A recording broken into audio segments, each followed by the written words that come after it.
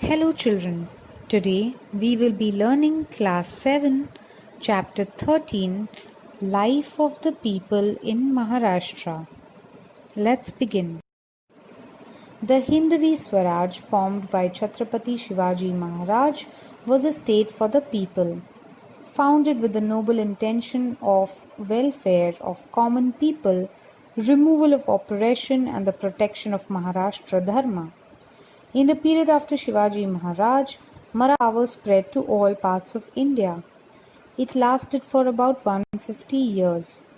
We gathered information about the Maratha administration in the last few chapters. In this chapter, we shall study the social conditions and the life of the people in that period.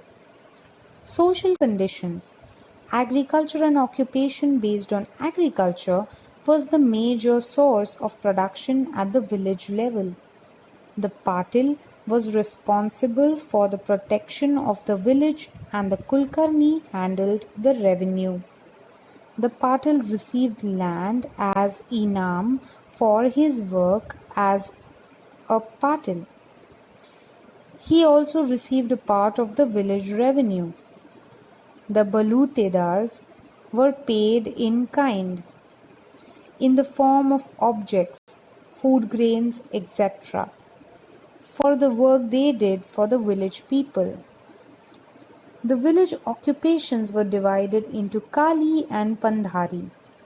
Peasants worked in their fields in the Kali, land, earth or soil, and others in Pandhari, within the village precincts. It was considered important to conduct the affairs of village with mutual understanding.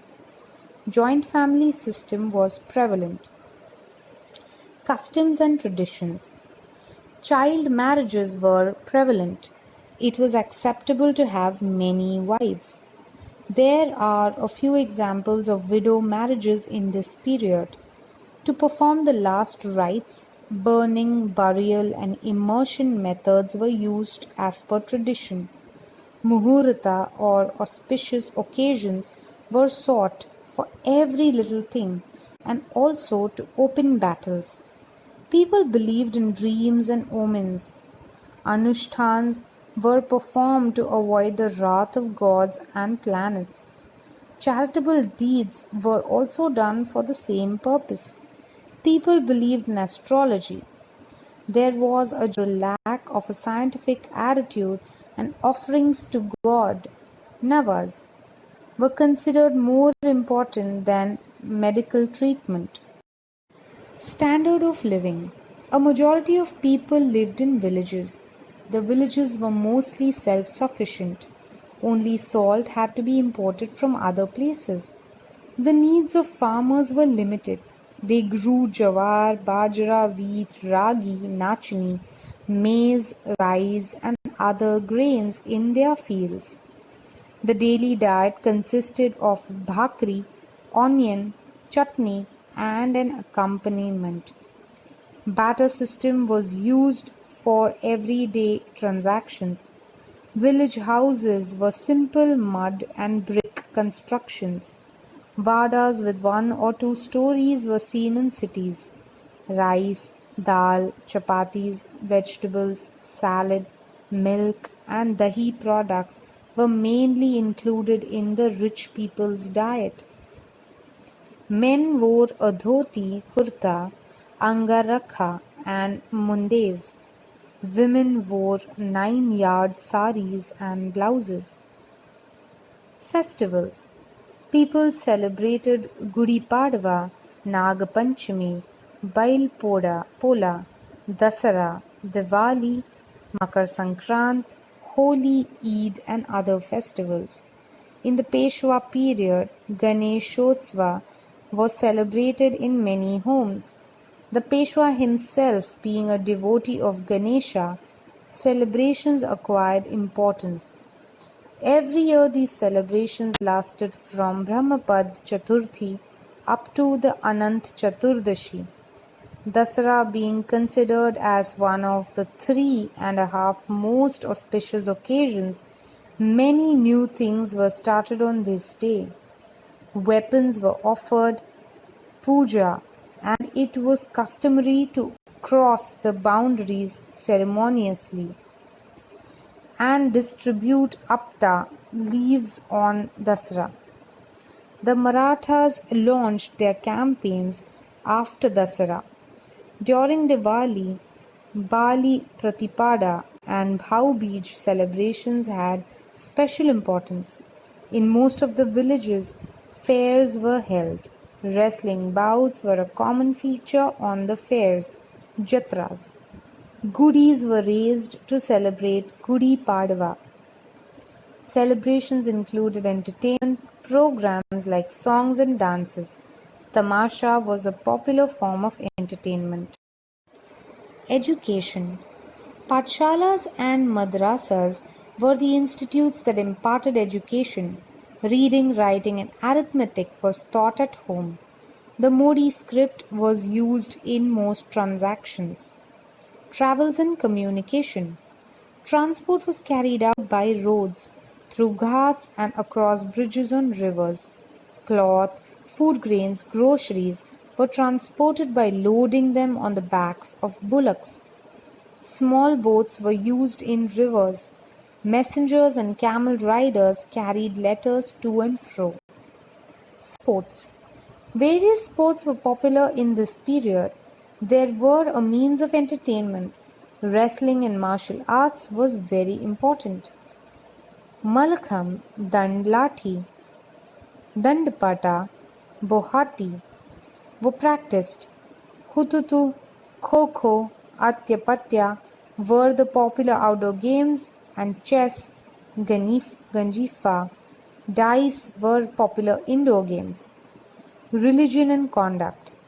The two major religions seen in the period were Hindu and Muslim. Chhatrapati Shivaji Maharaj had a liberal religious policy. The general understanding was that everyone should follow their own religion and should not impose it on others. The government gave grants to pathshalas, temples, madrasas, and mosques. Followers of both religions took part in the celebration of each other's festival. Varkari, Mahanubhav Datta Nath, and Ramdasi Pants were prevalent. Women's life. Women's life in those days was full of hardships. Their world was confined to the house of the first of their father and then their husband. Their education was neglected. Only a few exceptional women had achieved any progress in literacy, administration, and battle skills. They include Veer Mata Jijabai, Maharani Yesubai, Maharani Tarabai, Umabai Dahade, Gopika Bai, Punyashlok, Ahilyabai. Customs like child marriage, unequal marriage, widowhood, Keshwapan, Sati, polygamy had imposed harsh restrictions on the way women lived. The period from 1630 CE to 1810 CE is broadly defined as Marathe Shahi. Let us review the art and architecture of this period in brief. Sculpture. We find references to restoration of Kasba Ganpati Mandir, behind of the Lal Mahal, construction of Rajgarh and Raigarh, buildings of seaforts, etc., that are related to architecture. Hiroji Indulkar was a famous architect of that period. While setting up a village, the usual pattern was roads cutting one another at right angles, stone construction along the sides, and extensive ghats steps along the river bank. During the Peshwa period, a drinking water supply system was built like the one at Ahmednagar and Bijapur. The Peshwas built underground pipes, small dams, gardens and courts, tanks, fountains, etc. The Mastani Talav at Diveghat, Hadapsar near Pune city is worth a mention in this regard. Shanivarwada and Vishwarbhagwada in Pune, Sakarwada in Nashik, Raghunath Rao Peshwa's Vada at Kopargaon, the Vadas of the Satara Chhatrapati, as also the old Vadas at Vai, Minwali, Tok, Shirkode, Pandharpur are symbols of the medieval Vada culture. Baked as well as unbaked bricks were used to build the Vadas.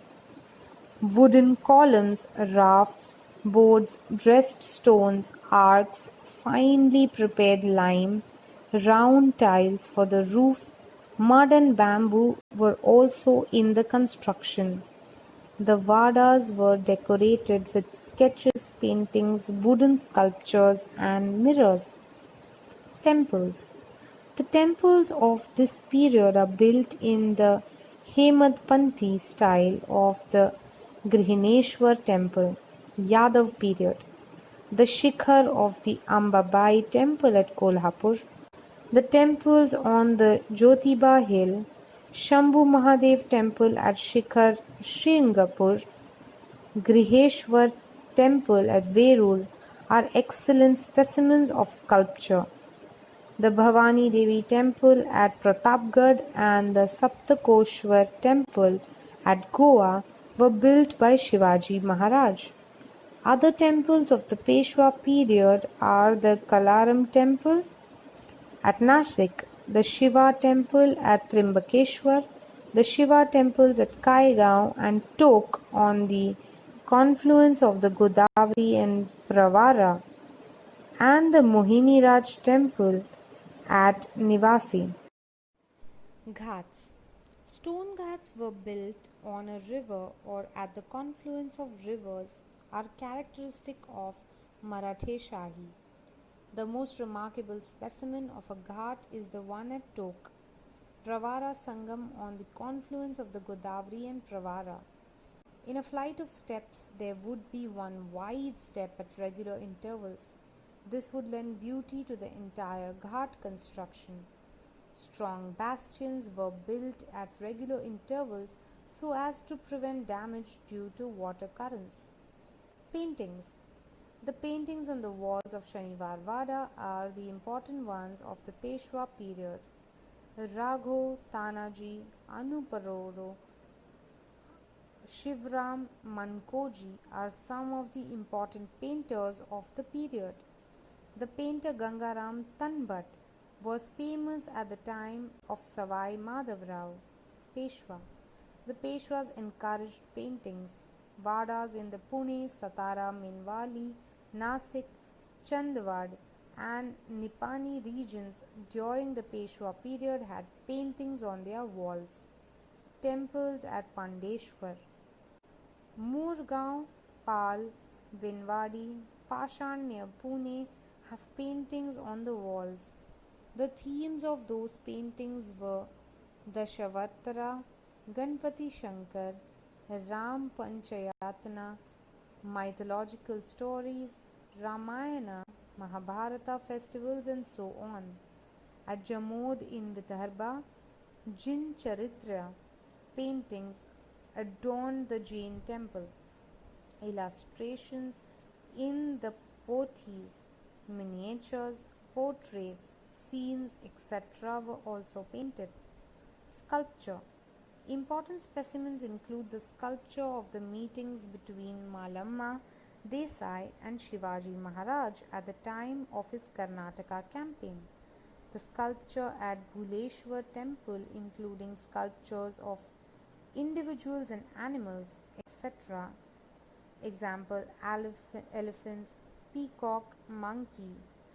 The sculpture of the Tok temple and the idols within the Trishun Ganpati temple in Pune, the memorial to Punya Shlok Ahilyabai in Madhya Pradesh, the sculptures at the Mohini Raj temple at Nivasi. Metal idols. The Peshwas had specially commissioned the metal idols of Parvati and Ganpati in the Parvati temple for the purpose of puja. Wooden sculptures were also seen. Literature.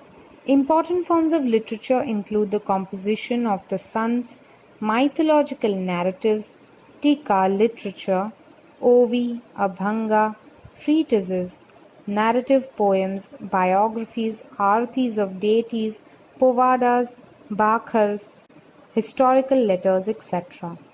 Drama. At Tanjavur in the north, Marathi plays has emerged near the end of the 17th century. Sarfoji Raje encouraged this art. Songs, music, and dance were prominent parts of these plays.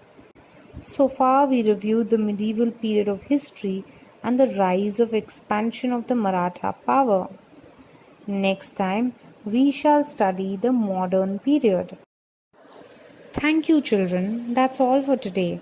Please make sure you go through the video again and also read your textbooks carefully. Please feel free to ask any questions you may have.